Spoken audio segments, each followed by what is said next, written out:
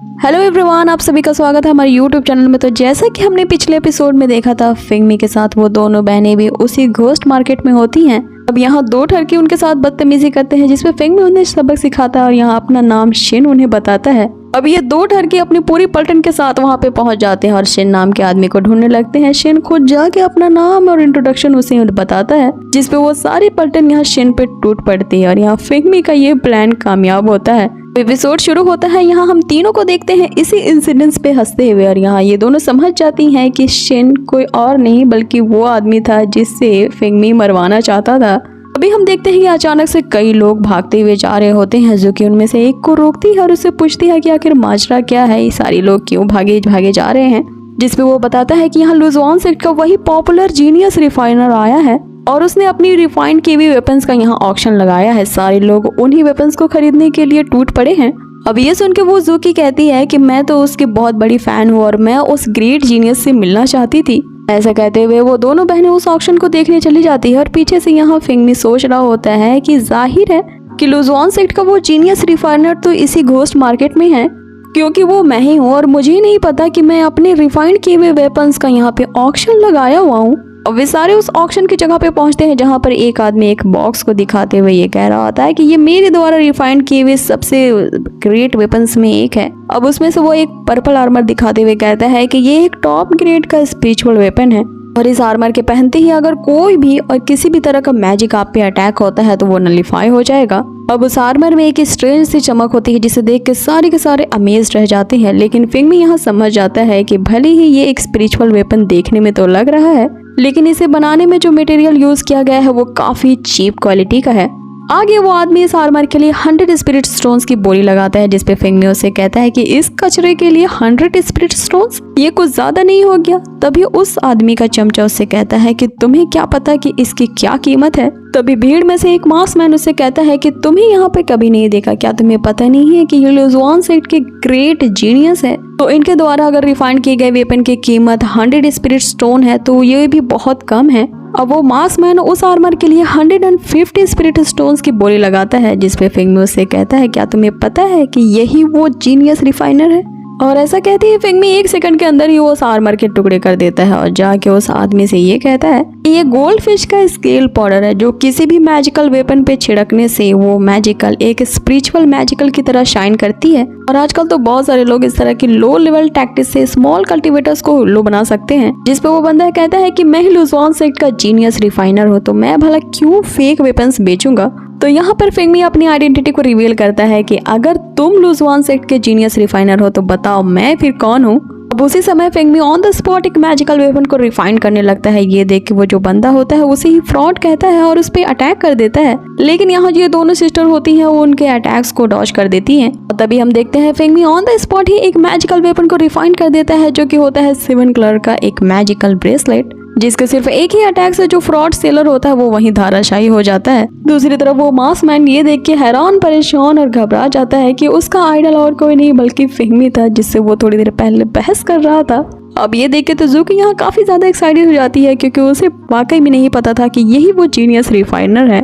यहाँ ज़ूकी उससे बताती है कि हमने उस ग्रेट रिफाइनर के लिए उस कियान पैविलियन में एक मैसेज रखा था, क्योंकि मेरी बहन को उस ग्रेट रिफाइनर से प्यार हो गया था और वो उससे काफी ज्यादा डेस्परेटली मिलना चाहती थी। जिसपे सिया उसे चुप रहने का इशारा करती है, जिसपे सिया उसे कहती है कि मैं तो सिर्फ अपने रोबोट के स्पेयर पार्ट्स के लिए उस जीनियस से मिलना चाहती थी।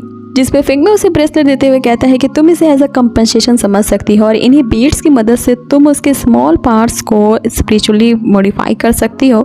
अब यहाँ ज़ूकी भी शोर मचाने लगती है कि मुझे भी इस तरह का ब्रेसलेट चाहिए, जिसपे फिंगमी उसे ब्रेसलेट तो नहीं लेकिन वहाँ जा रहे एक सेलर से मुरब्बा दिलवा देता है। आगे उनकी जर्नी आगे बढ़ती है और वो उस घोस्ट मार्केट से बाहर आते हैं। तभी जो फिंगमी का रेड फर्स्ट होता है वो उसे ये चेतावनी देता है कि उन पे खतरा आने ही वाला है और देखते देखते हम उन तीनों को एक बड़े से बिल के अंदर पाते हैं।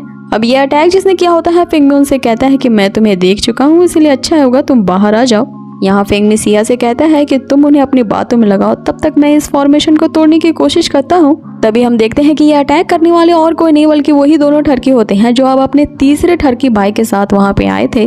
तभी जो उनका सेकंड ब्रदर होता है वो फिर से उन लड़कियों के साथ बदतमीजी करने लगता है। जिसमें उसका जो फर्स्ट भाई होता है वो उससे 1 लाख देता है और कहता है कि पहले मैं, क्योंकि सबसे बड़ा मैं हूँ। तभी सिया यहाँ अपनी अदाएं दिखाने लगती है और जुकी से कहती है कि हमें थोड़ा टाइम चाहिए ताकि फिंगमी इस फॉर्मेशन को ब्रेक कर सके। अब ये तीनों ठर के आगे बढ़ते हैं ये कहते हुए कि लगता है तुम दोनों बहनें हमें पसंद करने लगी हो और हम हैं ही इतने अच्छे। जिसपे यहाँ जुकी कहती है कि कब तक हम मुझे ऐसे रहना पड़ेगा, क्योंकि इन लिचड़ों को देख के तो मुझे हंसी आ रही है। यहाँ सिया उनसे कहती है कि हमें अंदर डर लग रहा है, कब तक तुम हमें यहाँ अंदर रखोगे, हमें बाहर आने दो।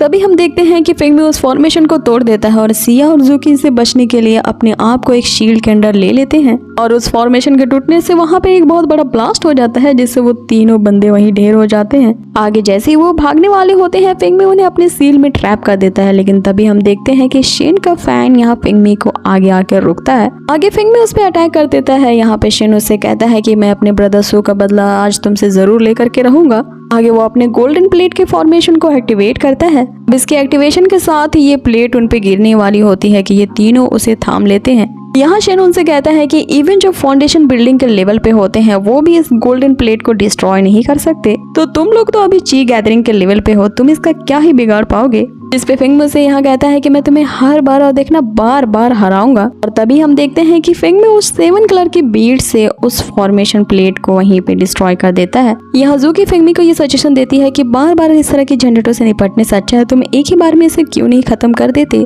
लेकिन यहाँ सिया उसे ऐसा करने से मना कर देती है, क्योंकि ये वोंग माउंटेन सेक्ट का एक होनहार डिसिपल है और इसके इस हरकत का जवाब तो इसके सेक्ट के लीडर को ही देना चाहिए। अब ये सुनकर जो शिन होता है वो उनसे कहता है कि अगर तुम मेरे कल्टीवेशन को डिस्ट्रॉय करना चाहते हो तो फिर देखो मैं क्या करता हूँ।